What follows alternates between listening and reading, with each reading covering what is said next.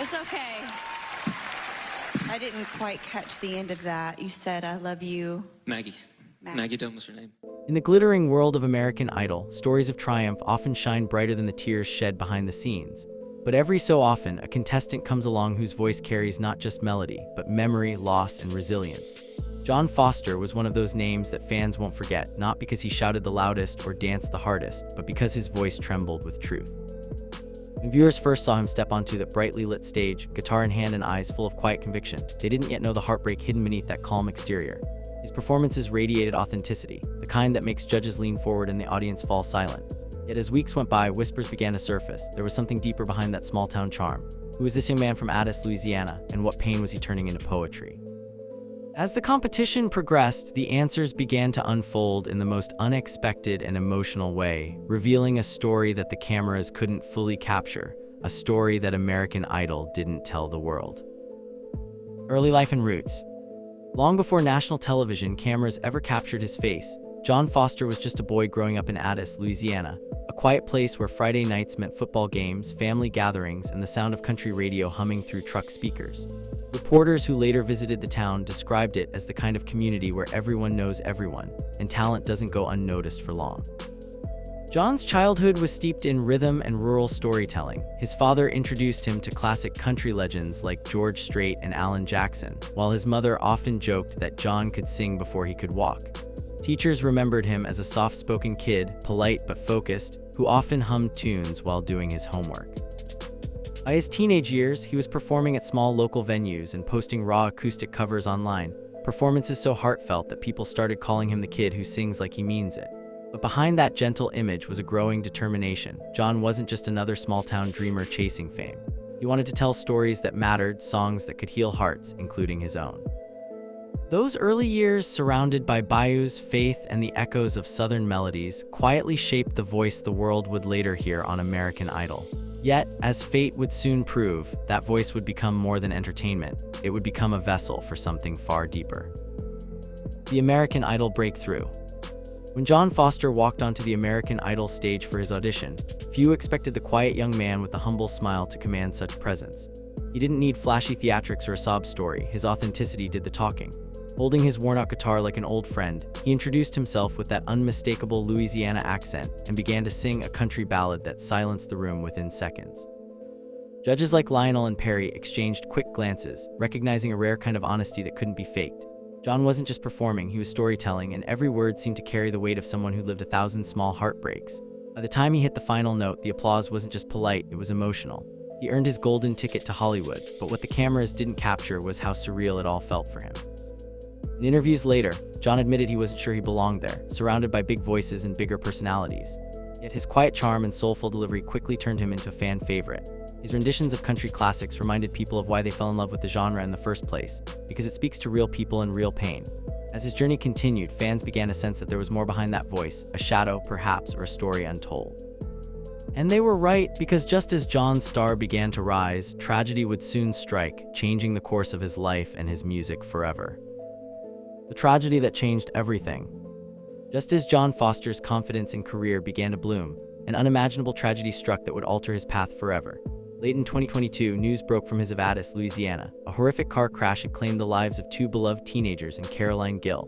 Wasn't just a name in the headlines to John, she was one of his closest friends, someone who had supported his music long before American Idol ever came calling. The two shared countless late-night talks about dreams, music, and the kind of people they wanted to become. Her death, sudden and senseless, left John shattered. Friends say he from social life for weeks, struggling to process the grief. For someone whose gift was expressing emotion through song, he suddenly found himself speechless. The tragedy made local and national news, not only because of the shocking circumstances, but also because of the profound impact it had on the young musician whose star was rising. When reporters later asked him about it, his voice cracked as he simply said, "She believed in me when I didn't believe in myself." It was clear that no amount of fame could fill the silence left behind. But from that heartbreak, something quietly began to grow, a determination to turn pain into purpose, to honor a life lost by giving it a melody. That seed of sorrow would soon become one of the most unforgettable moments ever witnessed on the American Idol stage. The performance that stopped the show. When John Foster returned to the American Idol stage after his death, he wasn't the same bright-eyed contestant America had first fallen for. Something in his posture had changed, quieter, heavier, but more certain. During one live episode, he stepped forward and announced that he would perform an original song titled, "Tell That Angel I Love Her." The audience had no idea what they were about to witness. As he began to sing, the studio lights dimmed, leaving only his silhouette and the soft hum of his guitar. His voice quivered on the first verse, carrying raw pain that no arrangement could mask. The song wasn't about competition or fame, it was a letter to his lost friend. Each lyric painted a picture of grief and love intertwined, a farewell wrapped in melody. By the second chorus, even the judges were visibly emotional.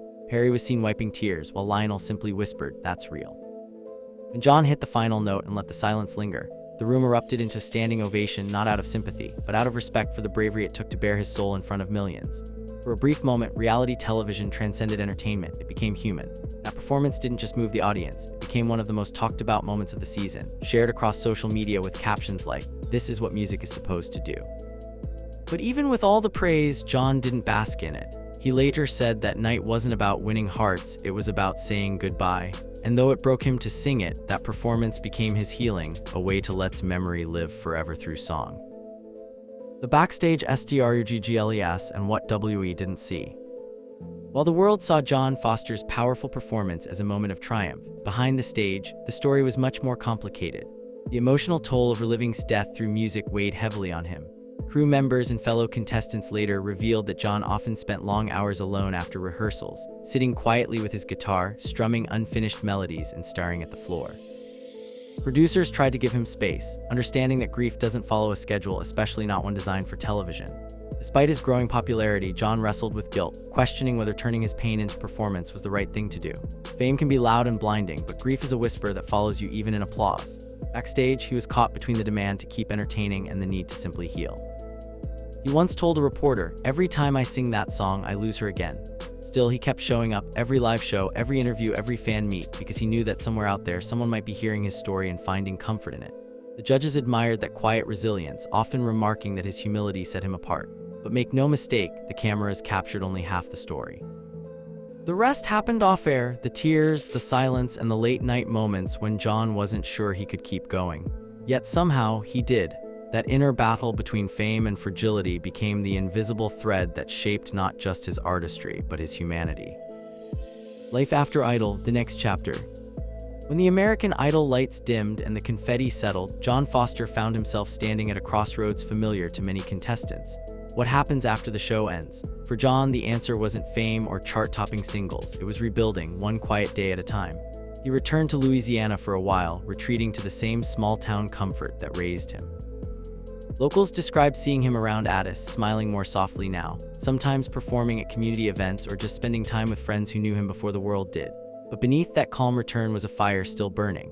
On social media, fans began to notice cryptic studio posts, a guitar resting beside a microphone, lyrics scribbled on notebook paper, captions like "She'd be proud." Whispers spread that John was working on new music, deeply personal songs inspired by the lessons and loss that shaped him.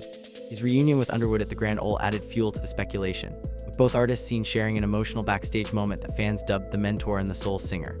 Yet John's rise wasn't built on spectacle. It was quiet, grounded, and rooted in sincerity. While other Idol alumni chased commercial deals, John seemed focused on something: connection. He once told a journalist, "If one person listens and feels less alone, then I've already won."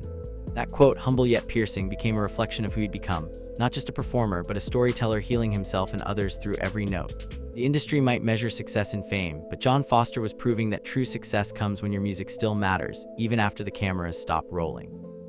Why his story still matters. In a music industry obsessed with virality and quick fame, John Foster's story feels almost revolutionary, a reminder that authenticity still cuts deeper than spectacle. His journey from small-town Louisiana to the national stage and through unimaginable tragedy speaks to something universal, that pain and purpose often coexist in the same breath. Critics later described his American Idol run as the season's emotional heartbeat, not because of technical perfection, but because of the honesty that resonated through every lyric he sang. Fans still revisit his performances online, commenting not just on his talent, but on how his story helped them through their own grief, loss, or self-doubt. Even months after the finale, hashtags like "Tell That Angel I Love Her" continue to circulate, proving that John's impact didn't fade with the season's end, it evolved into something timeless. What makes his story so compelling is that it's not just about music. It's about survival, empathy, and the courage to keep creating when the world feels too heavy. In interviews today, John speaks less about fame and more about meaning. Music isn't about being known, he once said, it's about being felt. That simple sentence sums up what many believe American Idol missed in its televised storytelling, the quiet power of a young man who turned heartbreak into harmony. John Foster may not have been the season's winner, but his legacy outlasts trophies. His songs remind us that even the deepest wounds can give birth to something beautiful, and that's a truth worth singing about. In the end, the heartbreaking story of John Foster isn't defined by a single song, performance, or episode. It's defined by resilience. He entered American Idol as a hopeful dreamer from Louisiana and left as an artist who reminded millions why music matters in the first place. His voice carried more than melody. It carried grief, love, and the courage to keep standing when life feels unbearable. The show gave him a stage, but what came after, the quiet rebuilding, the community performances, the raw authenticity, became the real story American Idol never told. For those who watched his journey unfold, it wasn't about pity. It was about admiration for someone who refused to let tragedy be the final verse of his song. Every note he sings now feels like a continuation of that unfinished goodbye, a testament that even in the aftermath of loss, there's always a reason to sing again.